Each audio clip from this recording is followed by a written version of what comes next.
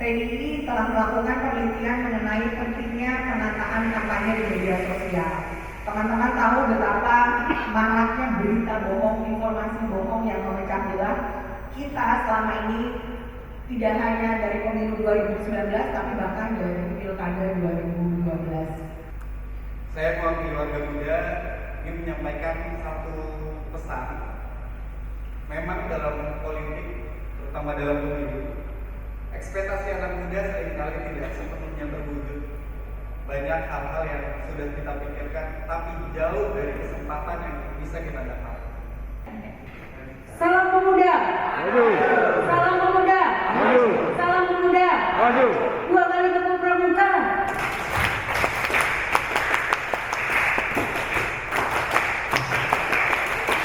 Terima kasih.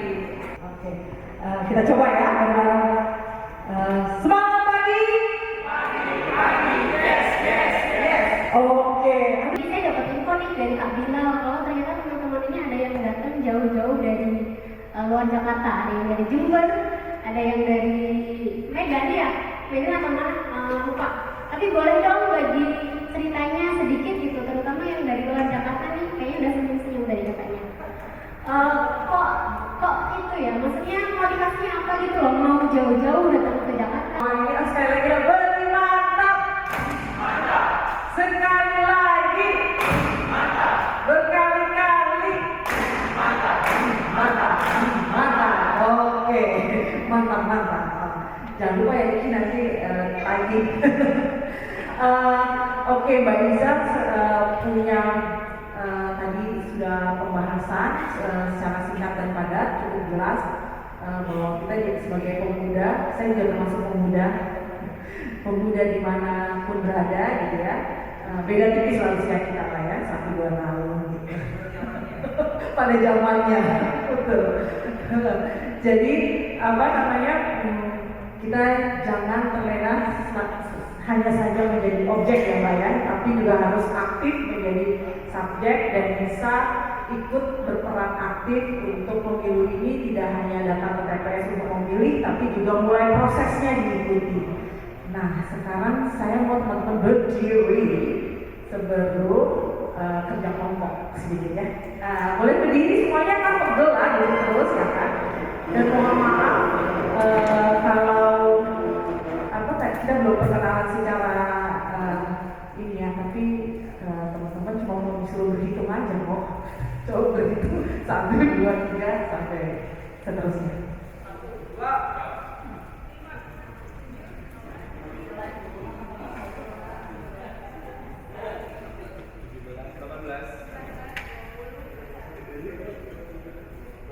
Ada 24 orang. Nah sekarang kalau 24 bagi 3 berapa kan? Berapa? 8, luar biasa. Sekarang teman-teman berhitung sampai 8, lalu nanti jadi kelompoknya. Mulai dari satu kelompok 8 orang. Kalau 1, 2, 3 jadi 8 orang saya, ya kan? Itu 8 ya. Mulai dari Aris, 1, 2.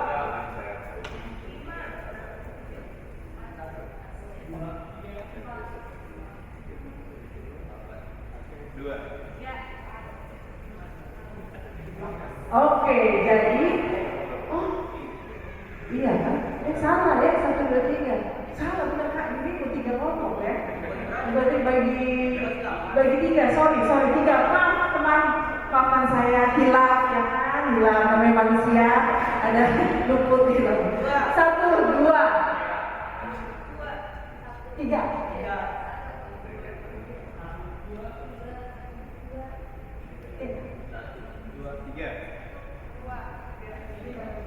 Tiga. Oke, berarti 1 bergabung dengan nomor 1, 2 dengan nomor 2, 3 dengan nomor 3. Nomor 1 di sisi sebelah sini, nomor 2 sisi sebelah sini, nomor 3 sisi sebelah sini. Nah, oke, silakan bergerak biar nggak ngantuk ya kan.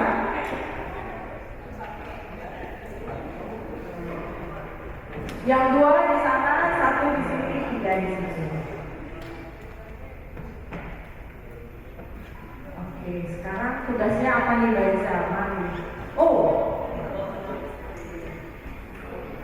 Yes. Oke. Jadi teman-teman punya waktu saya menitkan. Oke. Sudahkah menemui teman? Oke. Menemui temannya? Sip. Saling perkenalan lah, bertegur sapa gitu kan. Hai guys. Teman-teman juga karena ini kerja kelompok kayaknya nggak enak yang membaris. Prinsipnya sih silakan. Wih, kosnya anak muda kan ini ya. Jadi untuk teman-teman kerja kelompoknya ada di atas ini dibaca bahwa satu, apa yang anak muda pikirkan tentang politik dan pemilu, gitu ya. Pertanyaan pertama, apa saja hambatan anak muda berpartisipasi dalam pemilu? Yang ketiga, rumuskan isu strategis anak muda yang harus diperjuangkan oleh capres, cawapres, dan caleg beserta alasannya. Yang keempat, kritik anak muda kepada partai politik. Yang kelima, bagaimana karakteristik pemimpin yang diharapkan anak muda. Oke, jadi kita punya waktu di sini ada 16 menit lagi, tapi saya akan bagi diskusinya kira-kira 8 menit. Cukupkah untuk berdiskusi? Cukup, kan anak muda ya kan? Cukup. Jadi 8 menit untuk diskusi teman-teman, kemudian nanti ada perwakilan satu untuk presentasi ya. Jadi tunjuk temannya satu presentasi, waktu presentasinya hanya 2 menit dalam ini. Jadi kita kasih waktu. Nah, teman-teman butuh flip chart kan untuk menulis bersama dan spidol boleh. Mas boleh bantu untuk kasih flip chart satu-satu. Dan teman-teman kalau mau berdiri dan duduk bersama di sudut sana atau di mana terserah ya. Tapi kembali lagi nanti kalau alaman saya berdiri. Jadi silakan berdiskusi, mulai berdiskusi. Saya mulai dari sekarang.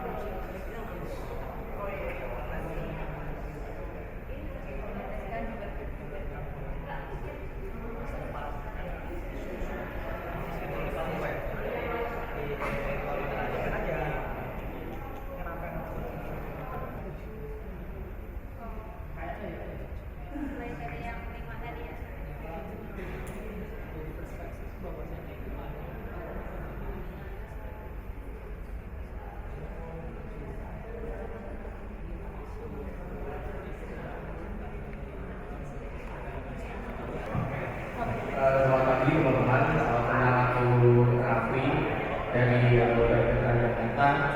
Ini ada beberapa pertanyaan yang tadi kita bahas bareng, kebetulan untuk kelompok 3. Yang pertama itu ada apa yang kita pikirkan tentang politik dan pemilu. Poin pertama itu maksudnya. Yang pertama itu ada program politik anak muda, khususnya di kelembagaan politik dan partai politik. Yang kedua, mengimplementasikan blueprint dan judul dalam setiap proses pemilu dan pasca pemilunya. Terus juga freedom of speech. Terus ada memihak kepada masyarakat kecil khususnya, dan juga dia hidup di bawah garis kemiskinan, dan juga kesejahteraan. Itu poin-poin kita bahas. Terus apa saja hambatan anak muda yang ketika berpartisipasi dalam pemilu? Ada finansial yang pertama, keuangan. Terus yang kedua ada trust, kepercayaan. Kadang kita akan melihat dinamika politik yang mungkin kotor atau penuh dengan inti politik yang mengesampingkan kepentingan rakyat. Kita jadi nggak percaya atau nggak percaya diri untuk terlibat langsung dalam politik seperti itu. Dan juga terkait pemahaman politik atau arus informasi yang nyampe ya sih sebetulnya ke beberapa anak muda yang kita mungkin di sini hidup di perkotaan, atau teman-teman ada juga yang di luar kota. Tapi gimana teman-teman yang di desa atau di pesisir pantai di tengah pegunungan, itu kan menjadi PR yang gimana caranya informasi politik yang ada di Senayan, yang ada di istana, atau apa yang ada di pembicaraan utama di level nasional sampai gitu loh ke sekat-sekat yang kayaknya masih tidak sampai internet atau misalkan listrik aja itu ini banyak PR. Terus yang ketiga, untuk isu strategis, kita tadi diskusi yang pertama itu ada kesejahteraan sosial itu pasti, yang kedua ada demokrasi, dan juga kebebasan berkumpul dan berserikat. Terus yang keempat, kritik anak muda pada partai politik. Yang pertama adalah masih tergantung pada elit partai politik ya, dari segi kekuasaan, kewenangan sangat-sangat tergantung pada ketua umumnya. Terus juga tidak transparan terkait kaderisasi yang tadi sempat dibahas juga, itu masih terdapat banyak masalah. Terus ada kurangnya sosialisasi politik, politik uang, dinasti politik. Dan terus yang terakhir itu ada bagaimana karakteristik pemimpin yang diharapkan oleh anak muda. Kita ini ada banyak, yang pertama adalah berwibawa, berintegritas, mempunyai visi yang berkelanjutan, demokratis, memihak kepada rakyat, dan tidak populis dalam konteks populis yang dipolitisasi isinya gitu ya. Terus menyatukan semua golongan, mengangkat harkat dan martabat seluruh bangsa Indonesia. Mungkin dari kelompok 3 itu yang dapat kita sampaikan, nanti mungkin bisa diskusi lagi. Terima kasih teman-teman.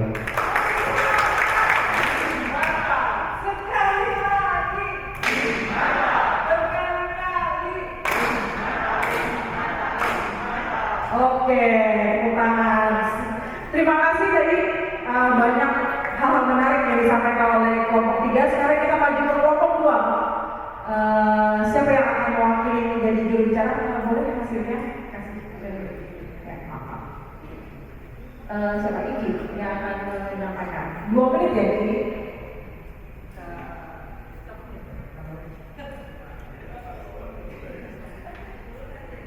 Ya, terima kasih. Jadi saya mewakili untuk kelompok 2 akan menyampaikan hasil diskusi dari kelompok kami. Yang pertama terkait dengan apa yang akan kita pikirkan tentang politik pemilu. Jadi ada beberapa poin yang harus kami sepakati. Yang pertama itu politik dan pemilu berbicara tentang masa depan. Masa depan, yang kedua itu tentang berbicara kesejahteraan. Yang ketiga, pemilu dan politik itu berbicara masalah pemimpin baru. Kemudian selanjutnya berbicara biaya politik yang mahal, kemudian korupsi, oligarki, elit politik, privilege, dan juga money politics. Jadi itu beberapa poin menentu tentang seperti apa yang kami pikirkan tentang politik dan pemilu. Kemudian yang kedua ini hambatan anak muda dalam partisipasi. Jadi yang pertama ini terkait dengan kurangnya kepercayaan terhadap pemerintah, trust, menilai trust. Kemudian yang kedua, biaya atau banyaknya money politik. Kemudian yang ketiga, kurangnya pemahaman politik atau maksudnya sini lebih kurang sosialisasi terkait bagaimana kemudian pentingnya anak muda dalam berperan di ranah politik. Kemudian yang terakhir selanjutnya itu masalah akses yang seluas-luasnya dan kesetaraan untuk antar pemuda di politik. Kemudian yang terakhir itu tentang banyak awards. Nah, untuk yang ketiga ini, karena tadi diskusinya agak panjang terkait dengan bagaimana rumusan isu strategis anak muda, mungkin tadi ada abang mungkin bisa jelasin lebih terkait dengan rumusan isu strategis tadi. Oh iya, boleh. Iya, jadi selanjutnya yang keempat terkait dengan kritik anak muda untuk parpol. Yang pertama, parpol terlalu banyak dan manis,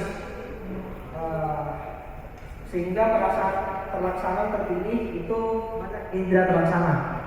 Yang kedua itu parpol masih mendudukan anak muda atau pemuda sebagai objek politik. Kemudian yang ketiga, parpol belum memberikan pendidikan politik yang baik kepada masyarakat, ini khususnya kepada pemuda. Mungkin itu. Kemudian yang terakhir terkait dengan karakteristik pemimpin menurut kelompok kami, yang pertama adalah pentingnya pertama adalah jujur atau tidak korupsi. Yang kedua, pemimpin itu harus merakyat dan sederhana. Kemudian yang ketiga itu tegas atau berwibawa. Yang keempat itu cakap. Yang kelima, pemimpin itu harus adaptif. Kemudian harus empati, harus bertanggung jawab, harus toleran, kreatif dan inovatif. Jadi mungkin untuk pendidikan tidak ada teman saya. Mantap. Kita dengarkan tadi isu yang ketiga, bisa singkat ya, Mas Rifai.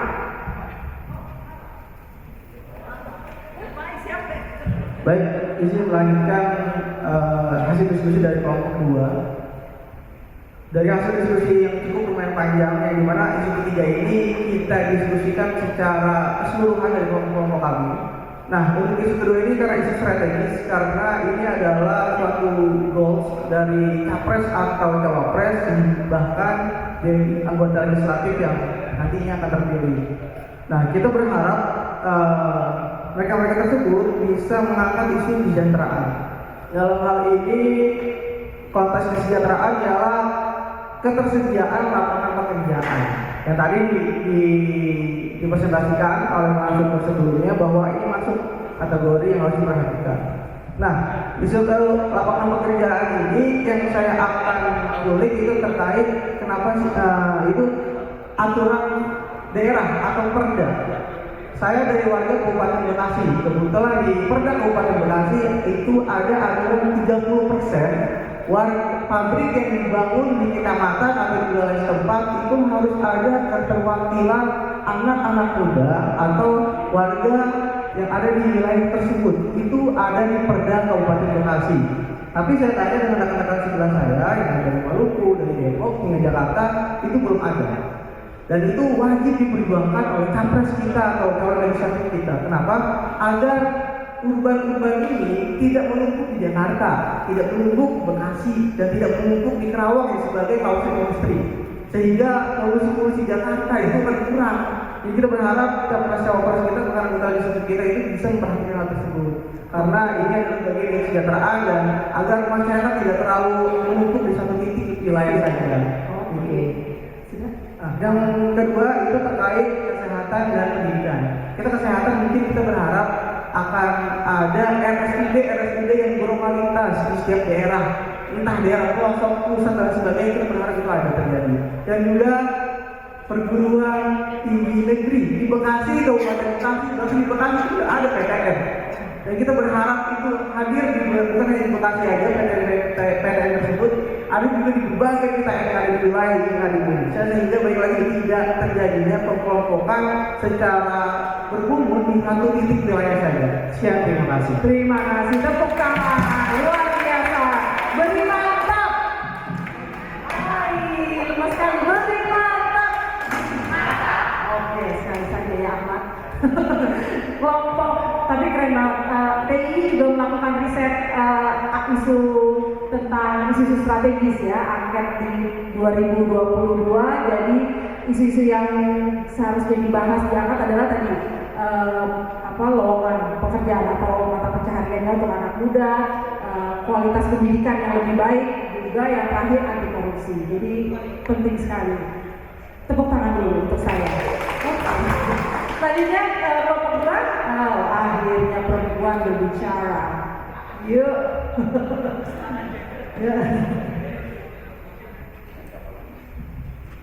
Oke, assalamualaikum warahmatullahi wabarakatuh. Saya izin menyampaikan hasil diskusi dari teman-teman kelompok 1, saya Alhani. Jadi untuk menjawab pertanyaan yang pertama, apa yang anak muda pikirkan tentang politik dan pemilu?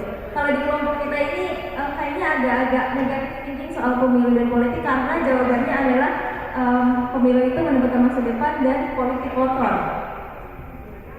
Dua jawaban itu aja. Terus yang kedua, apa saja hambatan pemuda berpartisipasi dalam pemilu? Yang pertama, kita itu merasakan hambatan bagi pemuda adalah adanya diskriminasi umur. Jadi kita tuh sering banget kayak dianggap remeh gitu kayak kalian tahu apa sih, kalian masih muda gitu. Terus yang kedua, kurangnya kepercayaan. Jadi karena kita kurang percaya dengan politik, jadinya kita juga malas gitu berpartisipasi. Terus yang ketiga, terlalu banyak informasi yang menyebabkan kebingungan. Ini maksudnya tuh apa? Karena kita ini pemilu yang pertama kalinya gitu, banyak informasi tuh kita bingung mau ngapain. Terus untuk pertanyaan ketiga, isu strategis anak muda yang harus diperjuangkan oleh capres, cawapres, dan caleg itu nanti akan dijelaskan oleh rekan saya nanti terakhir ya Kak. Terus yang keempat, kritik anak muda terhadap partai politik. Ini ada beberapa, ada 3 poin utama. Yang pertama itu, parpol perlu terbuka dan memberikan posisi strategis kepada anak muda. Yang kedua, parpol lebih akomodatif terhadap kepentingan masyarakat, khususnya untuk pemuda. Dan yang ketiga, integritas parpol yang minim dan perlu adanya solusi konkret untuk Indonesia agar mencapai demokrasi Indonesia yang lebih baik. Yang terakhir, karakteristik pemimpin yang diharapkan oleh anak muda itu, yang pertama, dapat merealisasikan cita muda-mudi bangsa untuk mengikuti perkembangan zaman. Dan yang kedua, ada pergerakan yang nyata dan dapat dirasakan dampaknya secara nyata. Dan yang ketiga itu, pribadi yang akrab dan dekat dengan rakyat.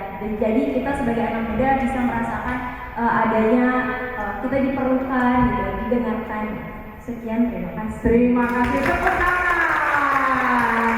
Mau dijelaskan yang isu ketiga oleh Haris. Oke Haris, silakan. Sikat ya Haris ya.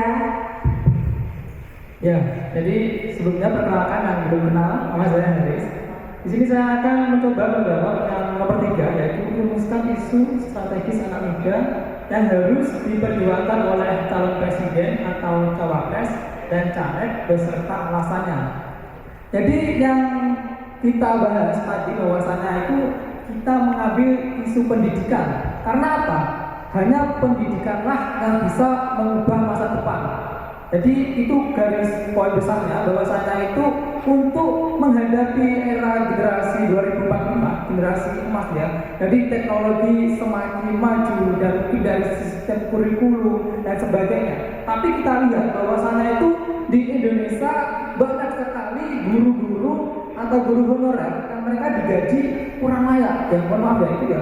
Jadi harapannya dari pendidikan ini bisa dibawa atau diangkat isunya, karena itu nanti bahwasanya tahun 2045 yang tadi saya jelaskan bahwasanya teknologi sangat keras dan lowongan pekerjaan sangat sempit, karena mungkin tahun yang akan mendatang akan ada robot atau mungkin ada apa. Jadi untuk mengurangi atau mungkin biar tidak banyak pengangguran, yaitu harus melek terkait teknologi ya anak zaman sekarang. Dan kita lihat bahwasannya itu pendidikan di Indonesia belum merata. Gitu. Sekian. Wih, terima kasih. Tepuk tangan. Beri mantap. Aku cuma ini aja yang suara. Coba tolong. Beri mantap. Mantap. Sekali lagi. Mantap. Berkali-kali. Mantap. Mantap. Mantap. Oke. Terima kasih.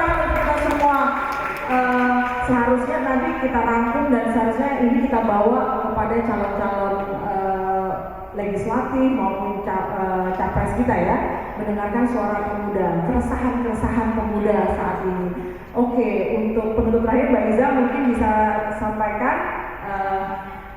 Oke, post test tadi.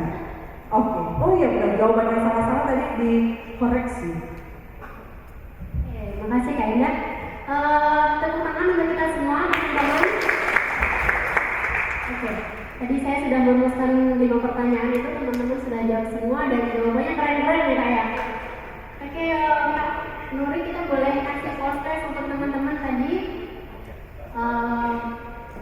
Karena tadi masih banyak yang jawabnya salah gitu ya, mungkin memang belum pernah tahu info-info mengenai misalnya kapan pemilu dilaksanakan gitu ya, kemudian kita akan memilih siapa aja, kemudian syarat-syarat untuk memilih itu apa aja, mungkin teman-teman memang belum pernah mendapat informasi itu. Oke, kita akan melakukan proses lagi. Untuk tadi yang sudah menduduki posisi pertama saat pretest, siapa tadi? Loh, kok ada 2? Iki. Oke, nanti ada hadiah untuk Kak Iki. Tepuk tangan. Ini ada contoh. Bisa Kak Nuri? Oh, koneksinya. Ini padahal di Jakarta ya. Gimana kalau ke sana, daerah 3T? Nah itu tadi juga salah satu problem ya, seperti yang tadi ke teman-teman dari kelompok mana yang saya lupa disampaikan, bahwa ternyata koneksi internet itu juga belum merata gitu ya. Kita yang di kota aja kadang masih ada kendala. Bagaimana dengan teman-teman yang ada di daerah pesisir, pelosok, kemudian dari daerah 3T gitu ya. Itu juga problem yang memang menjadi tantangan kita.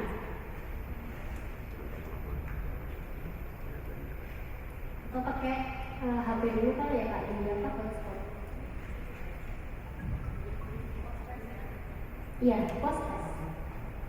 Soalnya masih sama. Teman-teman tadi yang salah mungkin masih mengingat-ingat jawaban yang benar apa gitu ya. Semoga masih ingat. Tapi kalau boleh tahu, teman-teman ini mayoritas sekolah masih SMA, kuliah atau udah lulus? Kuliah. Kalau di kuliah itu ada nggak sih sosialisasi gitu, misalnya dari KPU atau dari partai atau apa gitu mengenai pemilu? Ada nggak? Ada dari apa itu biasanya?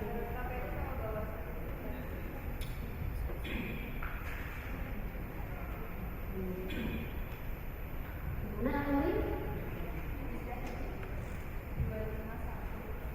Oh, boleh ditampilkan maksudnya di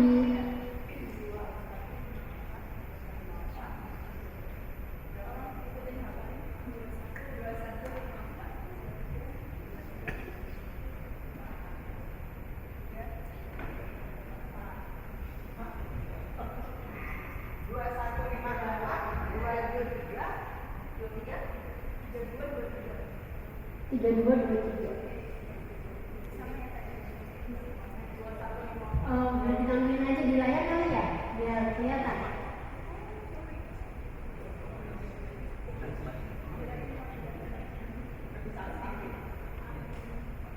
Oke.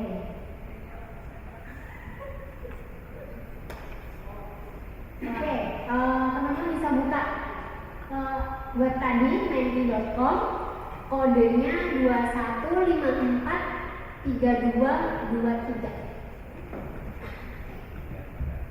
Udah masuk terus? Udah? Baru 3.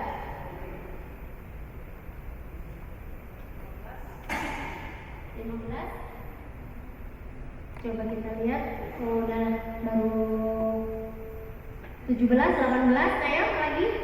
Cepat, kita terbatas waktu.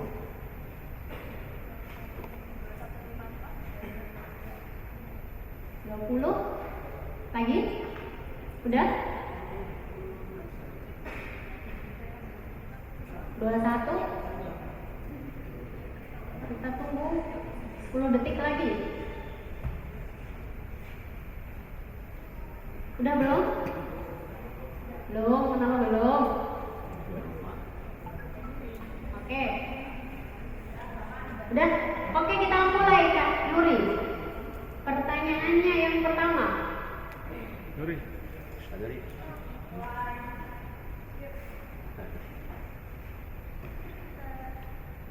Oke, siap-siap. Waktunya setiap pertanyaan 15 detik, masih sama. Kapan pemilu dilaksanakan? Ding ding ding ding. Sudah? Ini meskipun teman-teman tahu jawabannya, ngekliknya harus cepat biar jadi juara pertama.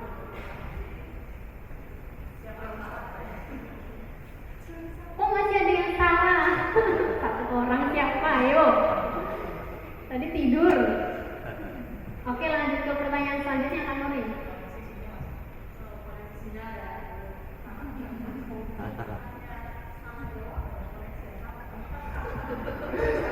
Playing victim. Apa syarat bisa ikut memilih? Syaratnya apa? Berusia 17 tahun dan belum menikah, berusia 18 tahun ke atas, atau yang masih ada yang salah loh. Oke, lanjut Kak Nuri.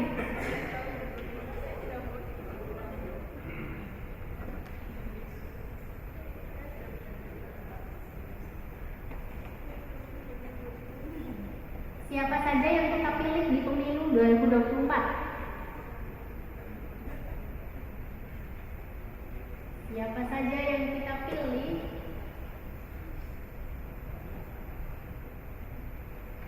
Masih ada yang mikir nih. Siapa ya? Nama Liga.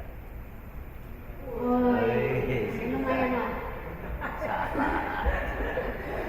Salah banget kan Nuri? Ini kalau ada yang salah kebangetan nih.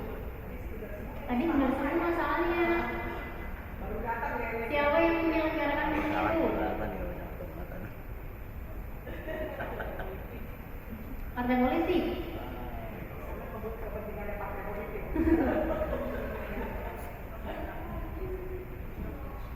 Udah jawab?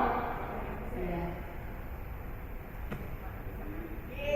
Ada semua, tepuk tangan bagi kita semua. Terakhir.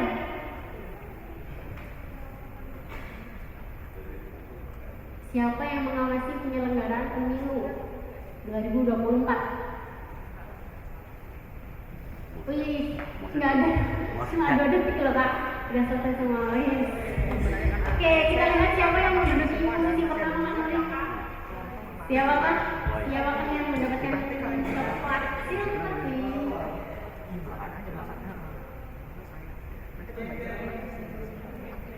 Bisa nggak Pak?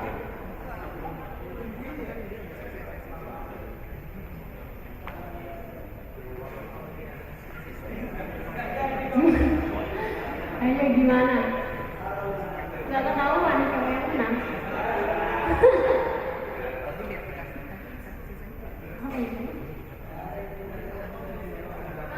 Oh, ini kali sticknya ke double tadi katanya.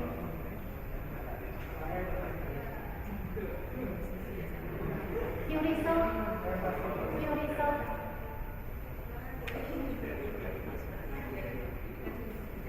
Nah. Nggak bisa. Iya, mohon maaf karena ada kesalahan teknologi teknis. Sangat disayangkan, jadi yang dapat Iki dulu. Mana? Oh itu. Tepuk tangan. Terima kasih Mbak Iza atas waktunya. Sorry teman-teman karena ada kendala teknis, tapi ini ada free ya Mbak, diikhlaskan. Oh nanti ada lagi pertanyaan-pertanyaan yang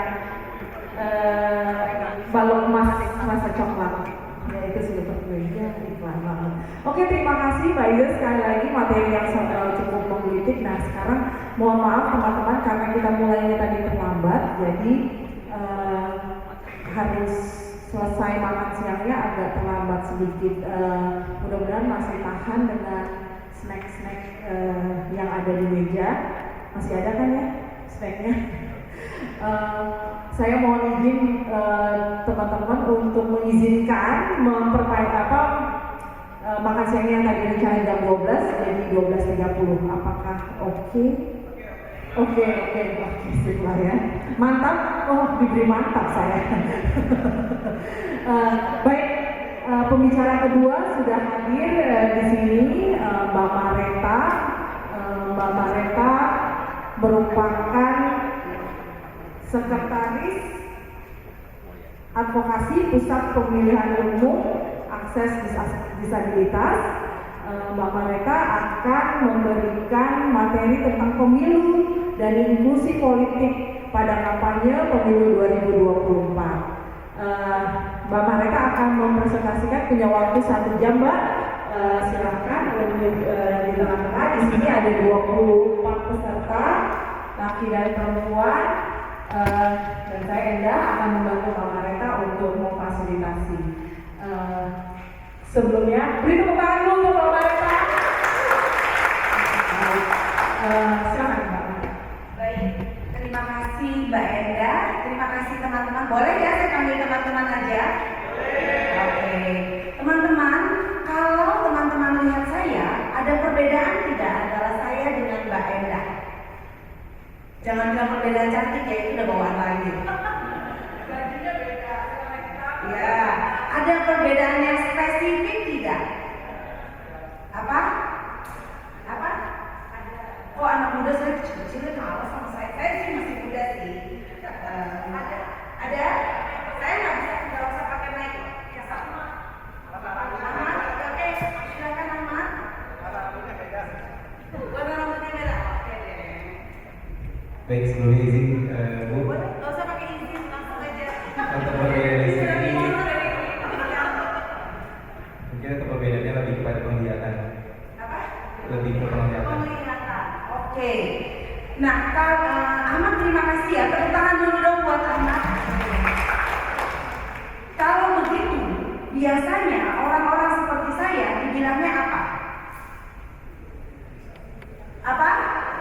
Disabilitas. Teman-teman, saya benar-benar disabilitas penglihatan. Tapi kalau teman-teman berbisik-bisik itu saya nggak bisa cenayang juga baca pikiran teman-teman ya. Jadi bersuaralah sebisa mungkin, kita masih bisa bersuara ya. Nah, karena saya disabilitasnya netra atau penglihatan, keceplosan. Jadi kalau teman-teman diam semua, saya akan merasa teman-teman tidak ada ya. Jadi kalau boleh, teman-teman harus berpartisipasi aktif. Kalau mau tunjuk tangan, reta gitu. Jadi tunjuk tangan juga, ngomong suaranya, namanya juga, supaya saya bisa tahu, Mbak Enda yang melihat juga bisa mengetahui siapa dari arah mana yang tunjuk tangan. Sepakat? Oke, tepuk tangan lagi dong buat kita semua. Nah, dulunya kenapa sih tadi teman-teman bilang disabilitas? Saya tak apa deh. Kedengeran ya suara saya teman-teman ya. Galasan muda gitu. Oke, ketepatan. Teman-teman, kenapa sih dibilang disabilitas? Saya sudah memberikan surat izin untuk berbicara sebebas-bebasnya dan selancar-lancar. Jadi nggak usah pakai maaf. Saya bilang terus ini. Rilis mungkin punya pendapat. Ya kalau nggak ada yang jawab kita biasanya main tembak sih. Saya tahu nama-namanya nih ya. Ya, saya Luis. Mungkin untuk terminologi disabilitas sendiri saya belum baca Mbak. Cuman mungkin disabilitas adalah penamaan lain atau penggambaran bahwa seseorang itu memiliki kecacatan atau kekurangan dalam fungsi indranya seperti itu. Oke, nah saya suka itu. Teman-teman keluarkan kata cacat. Ya dulu kita memang pakai kata cacat karena apa? Karena kita melihat dari kekurangan fisiknya atau kerusakan anggota tubuhnya. Sepakat ya? Nah, tapi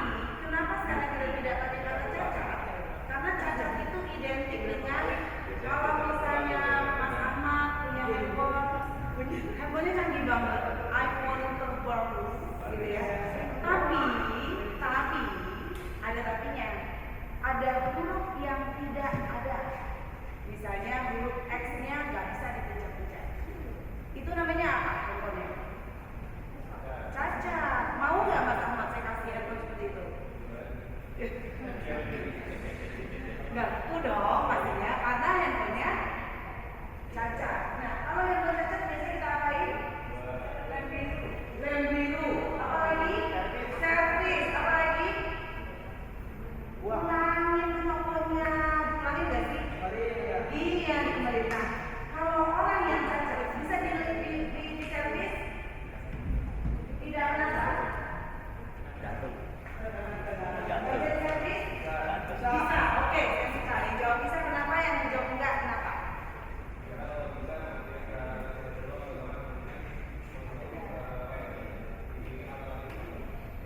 Alternatif baru apa? Tangan baru, mata baru. Punya mata baru, punya tangan baru.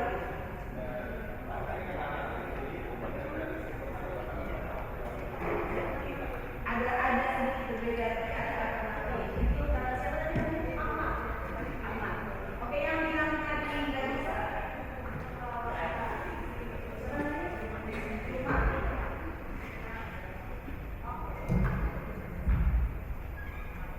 Kenapa saya berbeda? Karena manusia bukan barang, tapi mungkin bisa ditangani dengan alat bantu. Tepuk tangan dong buat Mantap. ya. Jadi memang betul teman-teman. Kenapa tidak bisa diapa-apain?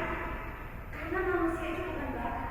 Diobatin berguna-guna pasti nggak sih orang tua kalau melihat anaknya ada permasalahan diobatin? Jangankan misalnya dia nggak bisa lihat, dia nggak bisa jalan, tangannya sakit, tapi pilok aja dibawa kemana?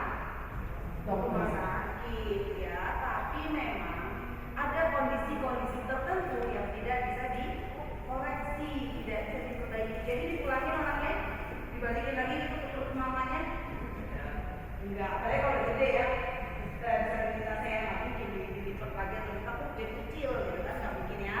Nah, itu sebabnya kami mengganti, teman-teman disabilitas mengganti kata cacat menjadi disabilitas. Pengertian disabilitas itu lebih ke lingkungan hambatannya.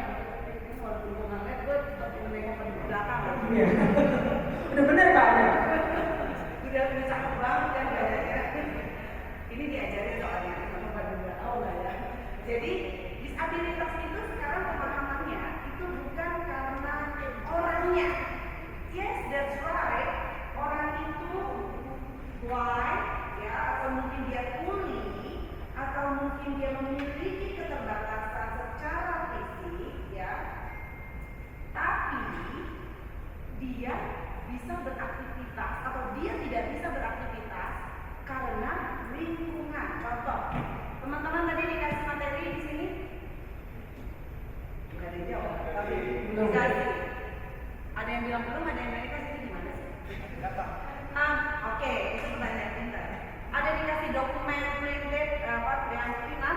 Belum. Teman-teman bisa baca PowerPoint di sini? Bisa. Oke, semua teman-teman bisa baca PowerPoint. Menurut teman-teman, saya bisa nggak baca PowerPoint ini? Jangan takut, semua sudah bisa. Apa? Tidak bisa. Betul. Inilah yang membuat saya Reta jadi disabilitas karena Reta nggak bisa melihat, atau misalnya saya tutup matanya Mas Lukman, maka Mas Lukman bisa baca nggak? Enggak. Yang bikin Mas Lukman tidak bisa baca atau yang bikin Reta tidak bisa baca itu apa? Karena nggak lihat? Bukan.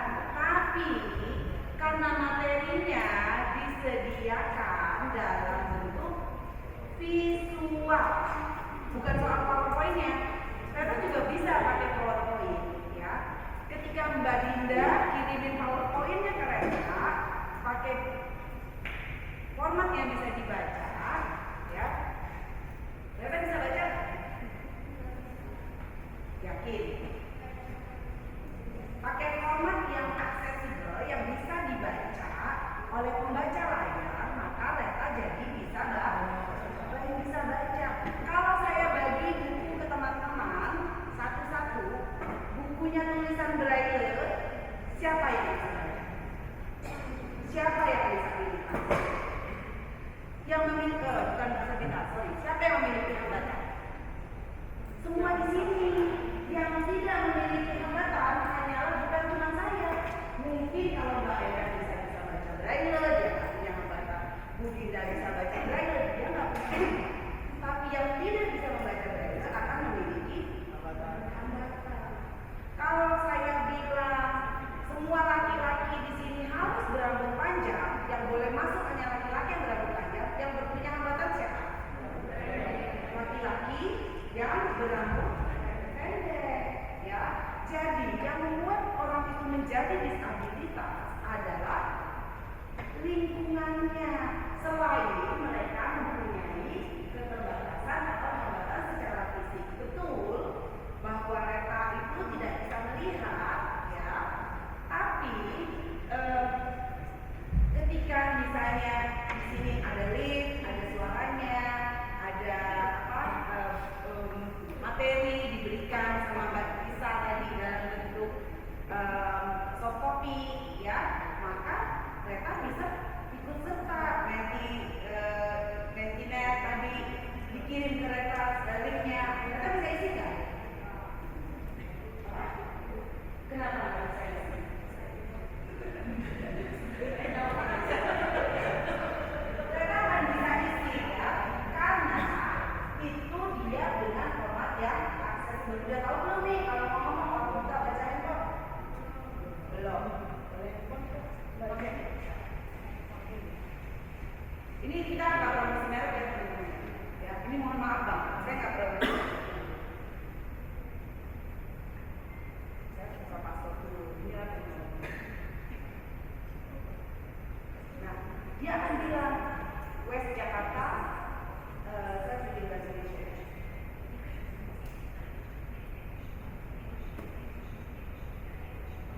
Coba ada bahasa Indonesia. Dia nggak apa-apa ya, ya. Jadi ada note, ada mail, ada safari. Dengeran nggak ya?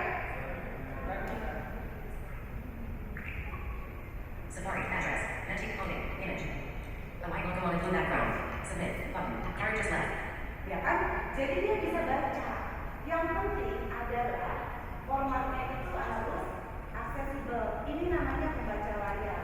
Teman-teman disabilitas netra itu menggunakan alat ini atau software ini untuk membaca. Ya, sebabnya saya bisa bikin PowerPoint, ya kan?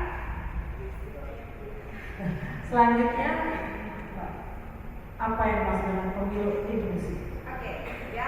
Tadi karena orang disabilitas saya nggak usah saya jamin aja ya, teman-teman pasti tahu ya. Ada yang tuli, mereka yang memiliki keterbatasan dan pendengaran, ada yang mental dan seterusnya ya. Nah, apa sih pemilu yang inklusif? Ya, pemilu yang inklusif, pemilu itu sebenarnya buat siapa? Semua golongan, golongan apa? Ini kayak golongan.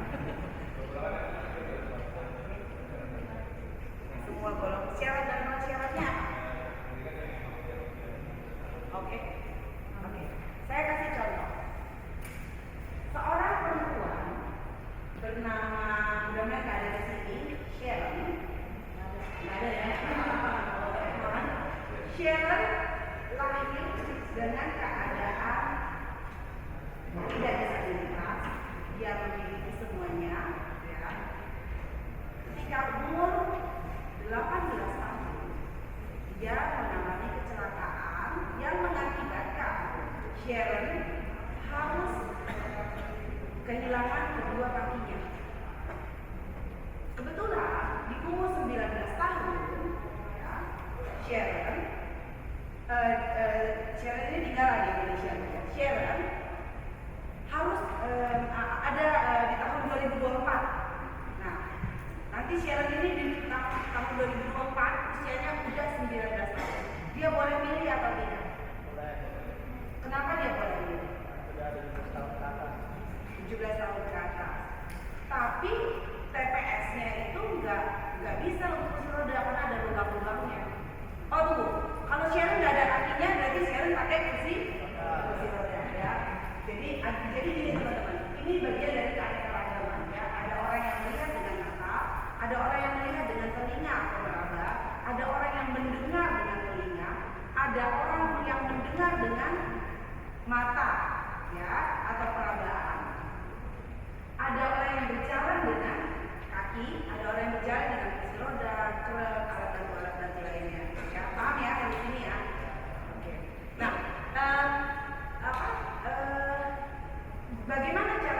bisa ikut.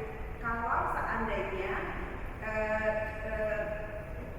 tempatnya harus dibilang kali, ada kalinya dikit sama tangganya 3 trap.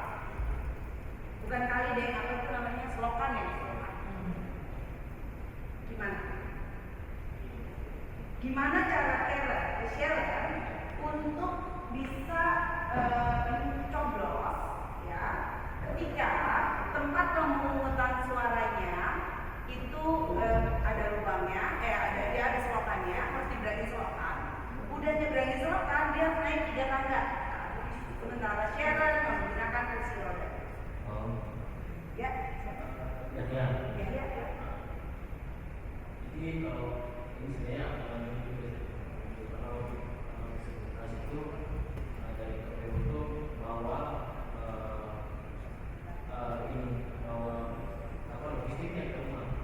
Iya itu untuk di rumah. Kalau untuk menghadapi distribusi itu saya pernah